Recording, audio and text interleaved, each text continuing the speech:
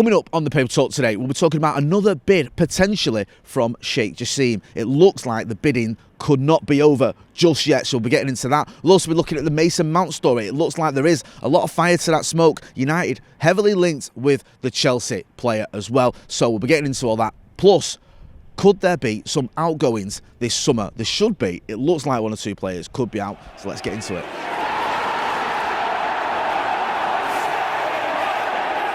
Jay here, Stretford, Paddock. This is the Paper Talk. As you can see, I'm outside Old Trafford and it's pretty sunny, but it is a bit windy. You probably won't need your parka though. Loads of stories to get through, so we'll crack on with it. There's a couple of stories regarding transfers. There's a story regarding the takeover, of course, and some updates ahead of that big game this weekend, the FA Cup final, the Manchester Derby FA Cup final. United going up against Man City, who are chasing the treble as well, just as if we didn't need any more added drama to the occasion. So we'll get into all that. Make sure you are getting involved in the chat and the comments and let us know what you think about any of the stories we are covering. Right, let's start off then with some transfers. Now, the Mason Mount story seems to have some legs. There's a report here in the Express. We've seen it being reported everywhere else. I think David Ornstein had it a few days ago. Other newspapers have had it as well, that Erik ten Hag has prioritised, well, I shouldn't say prioritised, I think priority is going to be number 9, but one of the first transfers he's after in this summer is Mason Mount. It's a little bit left field, perhaps. Not everyone expected to see Mason Mount becoming a target for Manchester United, but I think there's so many people reporting it, plus when you've got David Ornstein saying it as well, you have to sort of think there's some fire to that smoke. So in the Express here, it says Mason Mount to force Man United player to leave as trio attracting him to transfer. It says here about the fact that his England teammates are attracting him to come into Manchester United like Luke Shaw, Harry Maguire. I mean, is Harry Maguire even going to be here next season? We don't know. But anyway, talks about that. It also says about Scott McTominay. In the Express, it says Manchester United's interest in Mason Mount could force another player to leave as the Red Devils prepare to step up their bid for the Chelsea star. Reports say that United players are doing their best to convince Mount to swap London for Manchester, and if he arrives at Old Trafford this summer, Scott McTominay may take the chance to leave his boyhood club in search of regular first-team football. It's not the first report we've had of Scott McTominay perhaps leaving this summer. He was linked to Newcastle a few months ago. There were various reports around that, so it could be something in that, especially if that is viewed as a way of funding a bid for Mason Mount. We don't know how much money Erik ten Hag is going to have in the transfer window. We know he may have to sell some players to create some funds, and Scott McTominay is a player that you think United could get some money for, especially if Newcastle, with all their dough, are interested in him as well. So it's one to keep an eye on there. Mason Mount, though, to United, there's something in that. There really is. I don't think we can dismiss that anymore. When I first heard it, I thought, nah, can't see that happening. He's not had a great season.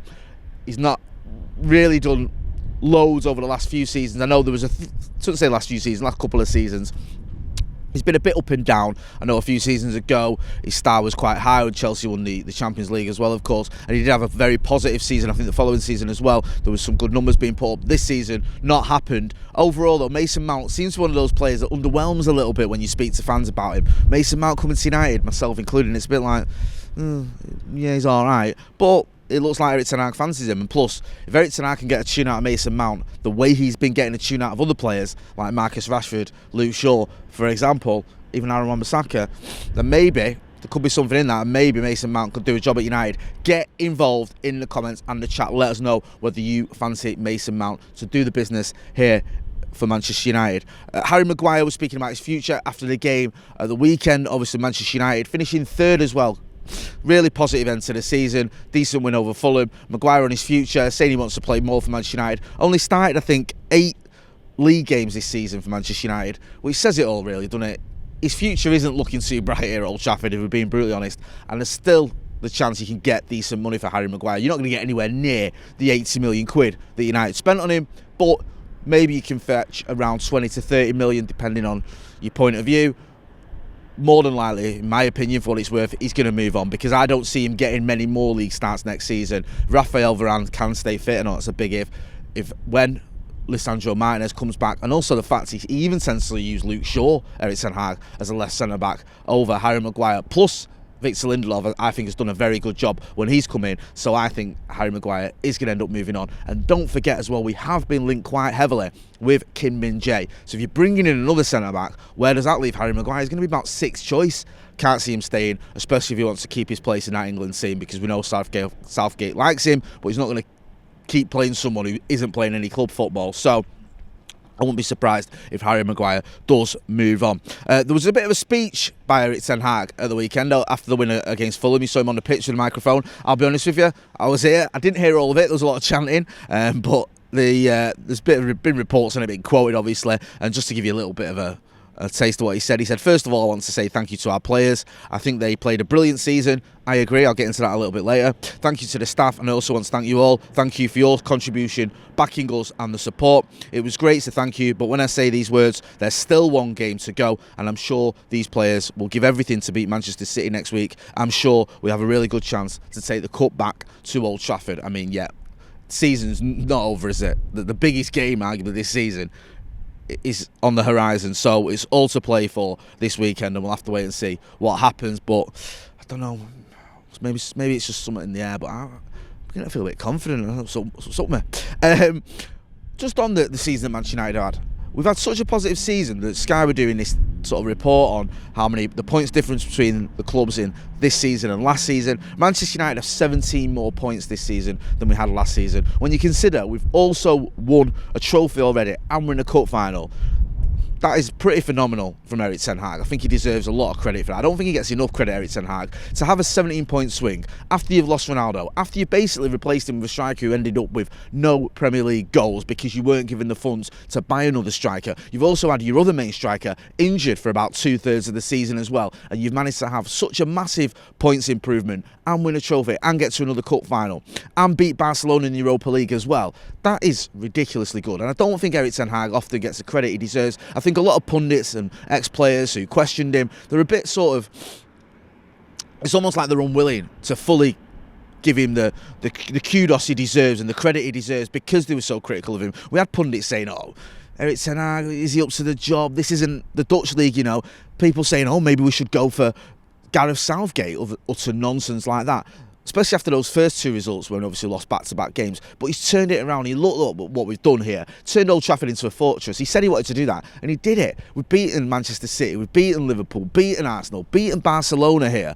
Just the record at Old Trafford has been just amazing, and as a fan it's been so enjoyable to come here and watch it as well. Yes, we've had some poor results away from home, there's no denying that, but we finished 3rd with a plus 17 points sort of progress from last season, and the trophy and the potential for another trophy as well. I mean, you've got to give him some credit there as well. Plus the way he's got the best out of some of these players. Marcus Rashford hit 30 goals this season. Last season it looked like he just didn't belong here. He had a pretty terrible season. I love Marcus Rashford, but we've got to be honest about his season last season. Look at the improvement. Look at the improvement on Luke Shaw. Look at how he's getting the best as well out of Alejandro Garnacho. The way he handled that early on in the season, Alejandro Garnacho, I think it's pre-season, turn up late for meetings, there's question marks around his temperament.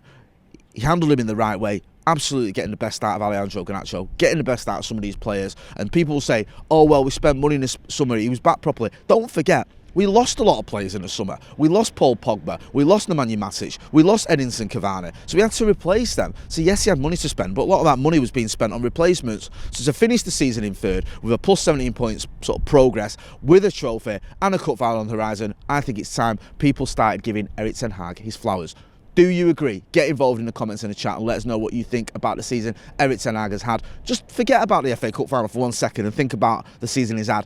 Plus add that prospects in if he wins the FA Cup final. No one's going to dispute the fact it's been a great season, but even without that, I still think he deserves a little bit more credit.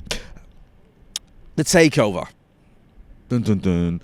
Again, there's another story about yet another twist in the Takeover saga. This time it's coming from the Express, and there's a feeling that Sheikh Jassim could make a 5th bid for Manchester United. The Express is citing reports coming out of the BBC that there could be another bid from Sheikh Jassim. That yes, we know there was this final offer from Sheikh Jassim. We reported it. I stood here and spoke about the final bid from Sheikh Jassim, and we've been hearing that Sir Jim Ratcliffe is the favourite, but according to the Express, we could see another bid from Sheikh Jassim as he looks to take over at Manchester United. He's not giving up yet, and it may not be the end of this tale. We still don't know who the preferred bidder is by the Glazers. We know that Sheikh Jassim went directly to the Glazers, sort of bypassed the Rain Group, who are looking after the bidding process. So there could be another bid from Sheikh Jassim. Hopefully we're going to find out sooner or later when and if the Glazers are going to go.